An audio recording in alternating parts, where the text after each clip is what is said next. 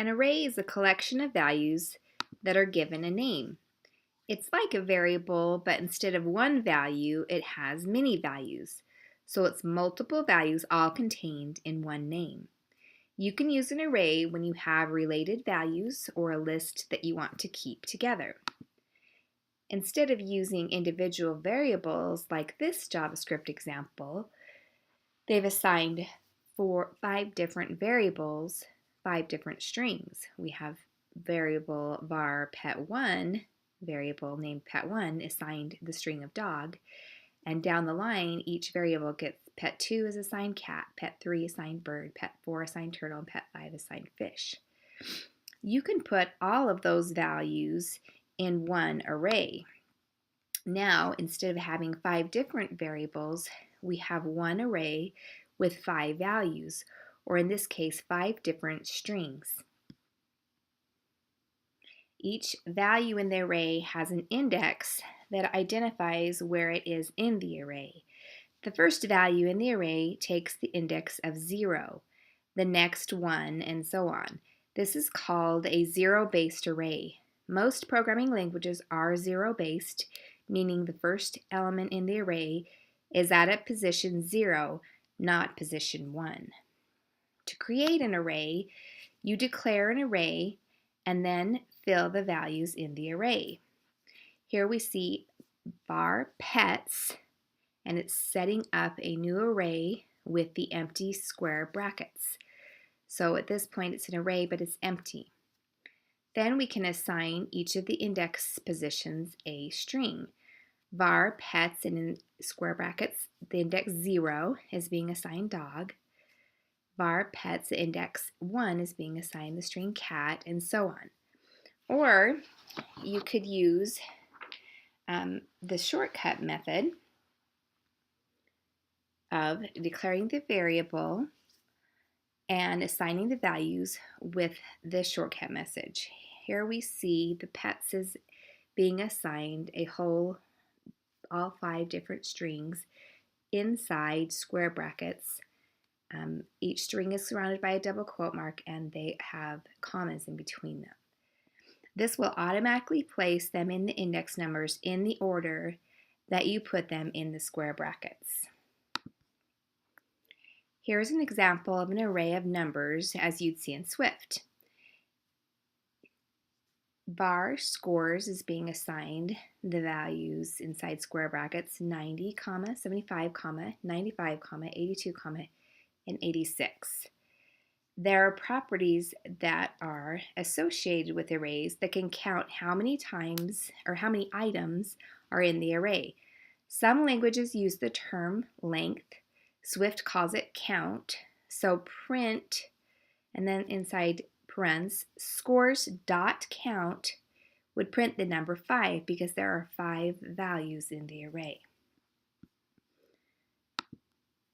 With the pets array that reads var pets is being assigned dog, cat, bird, turtle, fish, we would use the dot length property. We would be able to get 5. So with the following code, petnum would be assigned 5. Var petnum equals sign pets dot length. But how do I access each individual name or value when I need it in code? To access one value in the array, use the name of the array and the index number. You specify the index number in the square brackets after the array name.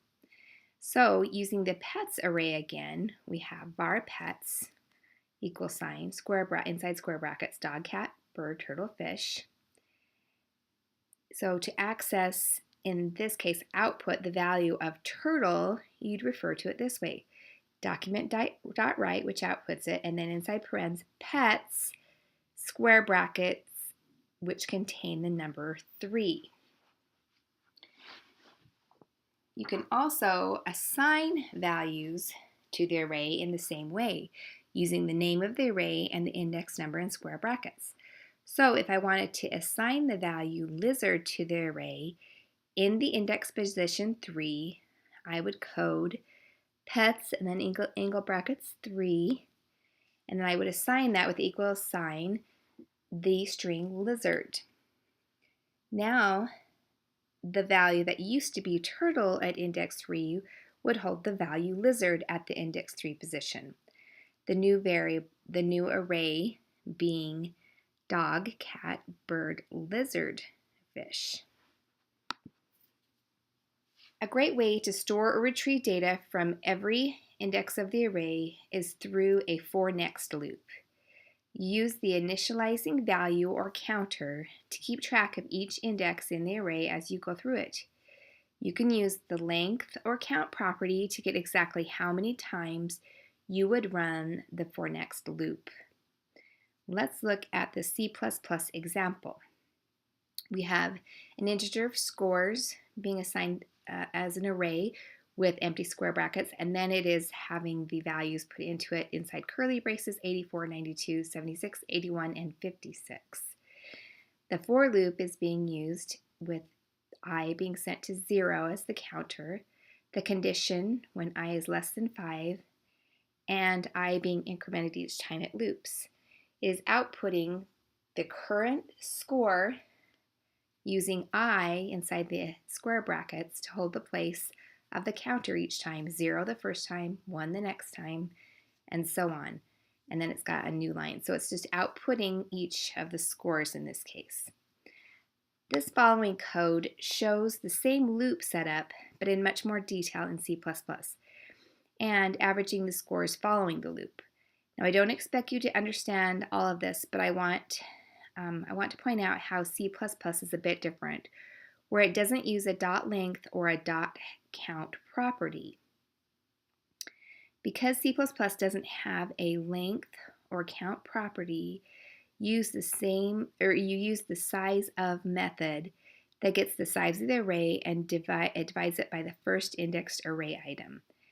They have then placed this in a constant to use for the loop later. Now, I'm not going to go over this code. I'm not going to read through it, but you can read through that. Here's an example in JavaScript that simply outputs each score to the document. We have an array called scores with 5 different values: 90, 75, 95, 82, and 86. The for loop starts with for. Inside the parens are the 3 separate things we need for the for loop. Var I is being set up as the counter. The condition is I is less than scores.length, so it's getting how many items are in that array, so that scores.length would actually be 5. And then we're incrementing the counter each time with I++. It's document.writing or outputting each of the scores onto the screen. So the first time that scores with the square brackets I would be 0, then 1, then 2, then 3, then 4. It will never go to 5 because of the highest index number is 4. But remember, our scores.length is 5 because there's 5 items in there. So it never has to go all the way to 5. That's why we have just I is less than scores.length instead of less than or equal to. Because it will start at 0 and get the 90 score. Then it will go to index 1, get the 75 score. Index 3, the 95 score. Index 2 was 95. Index 3 is 82. And index 4 is 86. There are also multidimensional arrays. Two-dimensional is all I will talk about here. If you need to place output into a grid of some sort, a two-dimensional array might help you, like placing numbers in a Sudoku game. Let's say you had a list of everything you ate at a meal. You could place this in a one-dimensional array. And it could just be bar meal, and then you could list out all the different things: tomatoes, lettuce, potato, steak, cake, ice cream, all in a one-dimensional array. But if you needed to keep track of that same meal, but you also needed to categorize it by courses, or salad, main entree, and dessert, you could use a grid like this one, where we have the 3 different courses down your y-axis and your first and second food items down your x-axis. And tomatoes would be in the 0, 0 position, lettuce 0, 1 because they're the first and second item in your salad. Potatoes and steak would be the first and second item in your entree, and cake and ice cream would be the first and second item in your dessert. To create this array, you would use square brackets nested inside other square brackets to show the dimensions. Here we have each of the 2 food items for the 3 different areas inside their own square brackets. Then they are nested inside another set of square brackets. And this is how you would then assign that to the meal array, the 2-dimensional array. If you wanted to access one of those values, for example, they're alerting out meal, and then inside square bracket 0 and inside another set of square brackets 1, would alert out the second food item of the salad, which would be lettuce. To output every item in the 2-dimensional array, you would nest a for loop inside of another for loop.